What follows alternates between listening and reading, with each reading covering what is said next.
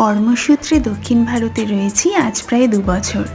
আর আজ সেখানকারই একটা খুব ফেমাস রেসিপি নিয়ে আমি হাজির হয়েছি। Hello everyone, welcome to my channel Mou Kahini. আমরা সবাই জানি যে সাউথ ইন্ডিয়ান রেসিপিগুলো খুবই হেলদি হয়। তার প্রধান কারণ হলো এখানে তেল খুবই কম ব্যবহার করা হয়। আজ ঠিক সেরকমই একটা হেলদি আর দুর্দান্ত টেস্টি রেসিপি তোমাদের সাথে শেয়ার করছি, টমেটো রসম।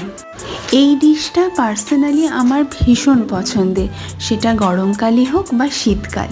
গরমকালে যখন বেশি মশলাদার খাবার খেতে ইচ্ছা করে না, তখন এই টমেটো রসম যেন একেবারে স্বর্গীয় মনে হয়। আর ঠিক সেরকমভাবেই শীতকালে যখন আমাদের স্যুপ বা এরকম গরম কিছু খেতে ইচ্ছা করে, তখন কিন্তু এই টমেটো রসমের জুড়ি মেলা ভার। গরম ভাত আর এই রসম তোমরাও একদিন ট্রাই করো।